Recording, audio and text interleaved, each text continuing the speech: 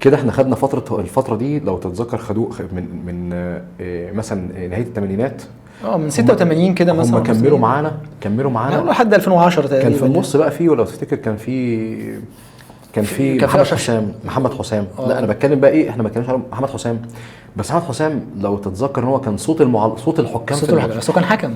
يعني محمد حسام كان غريب جدا. هو توفى مش عارف، الله يرحمه لو كان توفى، وربنا يديله طول العمر. لو كان عايش هو كان حكم عظيم يعني طبعا. كابتن محمد حسام يعني انا كنت بستغرب في حاجه، يعني انا كان مثلا وليكن مثلا حسام حسن جاب جول، المفترض يشكر في حسام يقول لك ايه، الله عليك على حامل رايه ان هو ساب التسلل. أيوة. ويفضل يحكي لك قصه الجول من زاويه التحكيم. يا عم قول لي أيوة. شكر في اللاعب. وكان ويجول كان ويجول ده اساسا ويجول دي كانت اللازمه بتاعته، ويجول عادل وتتخطف، واحمد رزق يردها شوبير، وعماد سليمان وجول للاسماعيلي. بس كنا حابين. طبعا عندك المعلق كابتن اللي هو مش عارف انت فاكر اسمه ولا لا، اللي كان بيذيع ماتشات لما كان الظل والشمس. كيلاني، كابتن مصطفى كيلاني.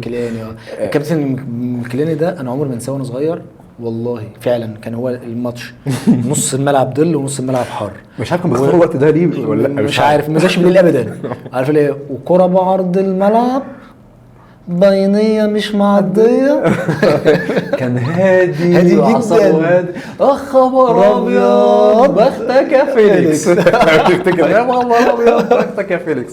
ودايما الماتشات اللي كان بيذاعها دايما فعلا زي ما تقول كده، لازم الظل والشمس عاملين حاجز كده، تحس كانوا بيختاروه في التوقيت ده بالظبط.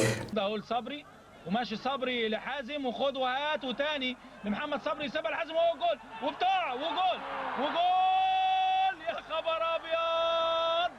حازم امام خد وهات. بس مش مشكله مش مشكله مقبول، وكان ليه جمهور كان بتحبه وعادي يعني. هنتخطى القصه دي. نيجي بعد كده ظهر في بدايه بقى 94 مع كاس العالم كابتن اشرف شاكر. طبعا عمل كاس عالم 94 هو كابتن حماده امام. مش ممكن. جميل جدا. هرجع للكابتن حماده امام، معلش انا اسف، لان انا حبيت كابتن حماده ليه؟ كابتن حماده ليه تعليق في كاس العالم 94. كنت انا وقتها عندي كام يا زيزو؟ كان عندي 8 سنين. 8 لا 8 سنين بالظبط. والله انا مش هنسى، وكان في امريكا وكان ماتشات الصبح. ايوه انا مش هنسى، انا لحد دلوقتي فاكر تعليقه على الهدف بتاع سعيد العوان. كان ماتش السعوديه طبعا ده هدف ايقوني انا مش هنسيه. وسعيد العوران بيعدي من واحد والتاني والتالت والرابع، يا جول تاريخي مش ممكن. الكرة على كل حمزة يجري ثم خمسة ويعدي وحلوة والثانية والثالثة وماشي، يا جول جول تاريخي سعيد العوران، يا جول تاريخي مش ممكن. طب زي بتاع مارادونا بالظبط، في انجلترا من نص الملعب، واحد والثاني والثالث وسعيد العوران ادي واحد والثاني، وجول تاريخي فعلا من نص الملعب، معدي من 5 لعيبه، وادي الثالث وداخل عليه الرابع ويعدي منه، مش ممكن. جول جميل جدا وجول سعيد العوران، جول جميل جدا. الجون ده انا مش ناسيه لحد دلوقتي. كان وقتها كان موجود ميمي الشربيني كان بيعلق برضه، كان بيعلق في الفتره دي. طبعا. كان الثلاثي كان اشرف شاكر. انا بس عايز ارجع لان كان ظهور اشرف شاكر في 94. احنا اتكلمنا عن كابتن ميمي وكابتن حماده. ظهر معلق جديد اسمه اشرف شاكر ده من المعلقين العظماء جدا، ما خدش حقه، مهضوم حقه. والتيمه بتاعته يلا جون بقى، يلا جول كان حلو جدا. حبيب الراجل ده مش مفهوم. فهو كان معلق، كان ظريف، وخد بالك كان عنده حضور، كان بيحضر كويس جدا. أيوه. التواريخ كانت ثابته معاه، المعلومات يعني في حين ايام ما كانش فيه تقدر تطلع، ومش باقي مش تحس انه بيبص لا أيوه. حاضره في وقتها وفي التوقيت بالظبط، يعني عارف المعلومه اتقال امتى واتقال ازاي. فاشرف شاكر انا بحس ان هو يعني ايه، كان بيعلق ويروح البيت، ما كانش له مثلا علاقات، ما كانش أيوه. قريب من الاعلام قوي، تحس انه بيخلص تعليق ويروح، مش مستني يتقال عليه ايه. الناس بتقول عليه انا الله اعلم، بس هو عمل كاس عالم عظيم. عمل منتخب شوقي غريب، منتخب الشباب 2001. ماشي احمد يوسع لنفسه، لعبه طويله وعدى عليه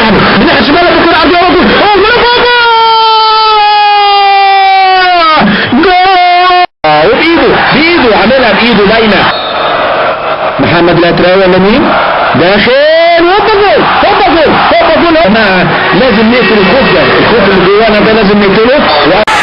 لجمال، ماشي جمال، الهجمه المرتده هوبا جول ده، هوبا وراس الجول، يلا جول فاضي، هيجيب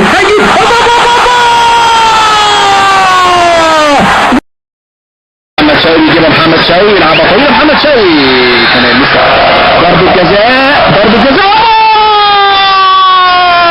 والرياض عامل جميل وبيفوز، شوف واحد ضد واحد وخد المدافع في ظهره وفايت ورايح في الجول. شوف اليماني نجم كبير ده ثمنه هيوصل 20 و30 مليون دولار. كاس العالم كان هو اللي بيذيع في الفتره دي. بعد كده هو اعتقد اللي خلى اشرف شاكر اختفى عندنا ان هو راح الاي ار تي. ايوه ما عادش موجود عندنا على التلفزيون المصري. أيوة. لانه قعد فتره كبيره قوي في الاي ار تي. تمام. ظهر بعد كده انا بشوف الكابتن احمد شوبير في 98. انت نسيت حد قبل كابتن احمد شوبير. كان ظهر مين؟ مدحت شلبي. قبل مدحت شلبي ظهر 96 مدحت شلبي.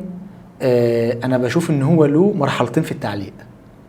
الكابتن مدحت شلبي انا عمري ما هنسى ان هو في التسعينيات وبدايه الالفيه كان لما حد يجيب جون، يعني مثلا حسام حسن هو في الاهلي كان لسه بقى رش الزمالك التسعينيات لحد اول 2000. اول ما حسام يجيب الجون وحسام حسن هلا هلا هلا هلا هلا هلا هلا هلا هلا وجوه جون وهلا هلا هلا. طب تعالى بقى لما حسام راح الزمالك وحسام حسن وجوه جون، هلا هلا عليك يا حسام يا حسن، هلا هلا عليك ولد لعيب، هلا. ثانية طويلة من طارق ومعدية للكاس، هوبا جوه جول احمد الكاس، الله ايوه حلوة الجول الثاني لنادي الزمالك. ثانية ومعاه ابراهيم يخش حلو قوي وعرضيه ومين جايه من ورا وابراهيم حسن واحلاه وهوبا والهدف الاول. الله يا حسام، الله عليك يا حسام يا لعيب يا كبير قوي. الله. وبعد كده تحس ان هو كان الاول حماسي بزياده او الريتم عنده اللي هو الريتم عنده اعلى. تحس ان هو بقى رايق. بس انا شايف ان المباراه الفاصله لمدحت شلبي مباراة 6-1 بالظبط. هي دي على طول وماشي رضا شحاته، طالع له بلال وطالع له بيبو، يحطها لبيبو واحد لواحد، بيبو بشير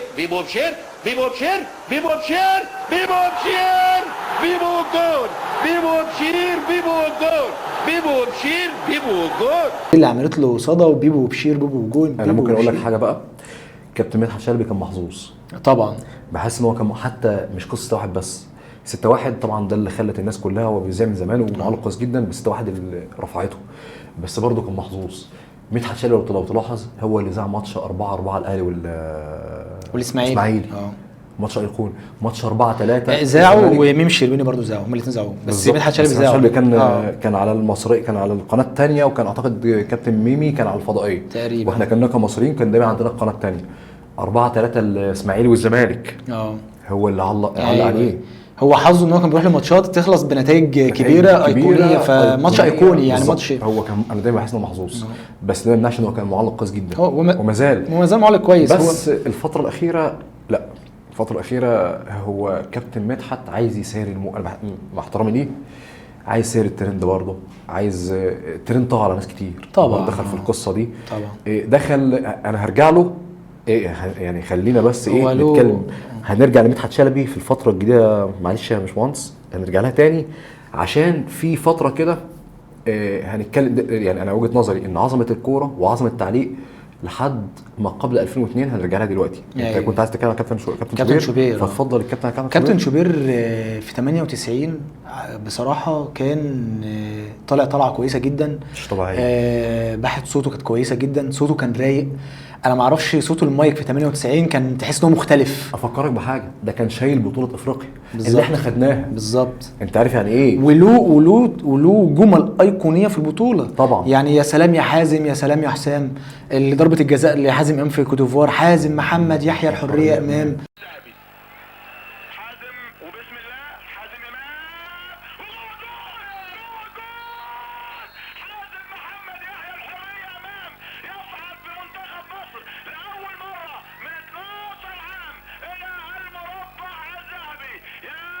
انا عايز اقول لك ان حازم محمد دي اشتغلت في فرحه. يعني حازم امام شغالها في فرحه من حلاوتها، من حلاوه الجمله. انت متخيل كان لسه يعني متهيألي احمد شوبير كان لسه بيمسك مايك التعليق بالظبط. فانت متخيل ان واحد يشيل بطوله كامله وانت تكسبها بره ارضك ويعملها بالعظمه دي. لا وكان حسام كبير الهدافين وادى لحسام حقه بشكل بشع.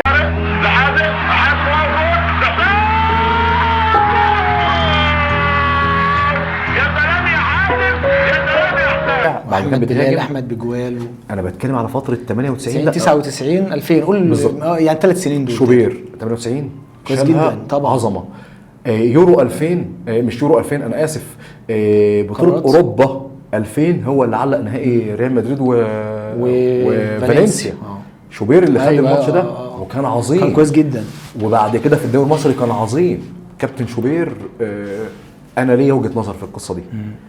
ايه اللي حاول، لان كابتن شوبير اعتقد ان بدا بحث صوته تختلف باسلوبه في الاذاعه بالكلام ده كله. انا عايز اقول لك ان في حاجه للكابتن شوبير يعني له ضربه الجزاء اللي بقى اركو مع الزمالك يقولوا يلا وبابا لا يا بابا لا يا ماما لا. جماهير الزمالك بتقول له لا يا ماما لا يا بابا لا، وهو بيقول لهم لا والله لا انا جايبها جون. الشناوي بابا اركو بابا والشناوي الشناوي قال له لا يا بابا لا على واحد غيري يا حبيبي مش انا، ده انا الشناوي، انا خلقت لكي اكون بطلا لكي اكون حارس مرمى واسجد الشكر سجدة الشكر لله.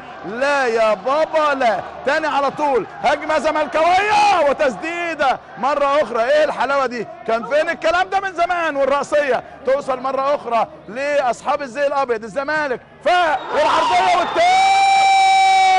الثاني احمد عيد ولا بطريقه لا ده حاجه صعبه جدا. وماتش الاهلي وصن داونز 2001 خالد بيبو تحس ان هو في حشرجه في. انا ليه وجهه نظر في القصه دي.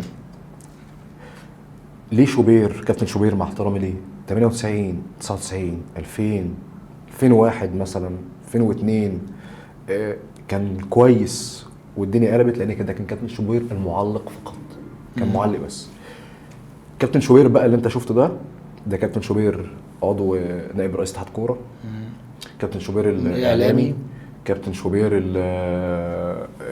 المعلق كمان، كابتن شوبير اللي دخل في خلافات وكتب في الصحافه كمان، كتب الصحفي ده يعني نهى تاريخه التعليق بسرعه. انت مالك؟ انت مال شكلك وانت مال اهلك؟ انت مالك انت؟ مش شغلتك انت خالص، مش حدتك انت خالص. زي كابتن مدحت شلبي هل كابتن مدحت شلبي لما كان معلق بس او ضيف في برنامج هو نفسه كابتن مدحت شلبي اللي يكون قاعد معاك في الاستوديو التحليلي ويطلع بكل ابتسامه كده يعمل يدير الاستوديو ويطلع يعلق ويرجع يدير الاستوديو؟ لا حتى زمان لما كان بيعمل برامج زمان وهو معلق بس كانت برامج خفيفه دمها خفيف ما كانتش كرويه، برامج خفيفه خالص. ده احنا هنرجع لهم تاني في نقط تانية، بس احنا عشان جبنا سيره كابتن شوبير وكابتن مدحت وليهم بقوا كانوا في عصر اللي هو عصر زهوه لحقوا العصر ده فعلا، وبرضه كانوا موجودين في عصر عبد المحلال وما شالوش عصر عبد المحلال. يعني ده بالعكس ده هم قالوا نزلوا معاهم مع العلم. كان موجود كابتن ميمي الشربيني، كان موجود كابتن محمد امام كان موجود وكانوا يوسف فاز عنفهم. ليه؟ لانه كانوا معلقين فقط بالزبط. حتى لما كابتن محمد امام اختار برنامج لا دخل في خلافات بيعلق فيه برضه، بيعلق وبيفكرك باهداف جميله كان جميل بالظبط. فده ليه دول فضلوا ودول اللي وقعوا عشان القصه دي.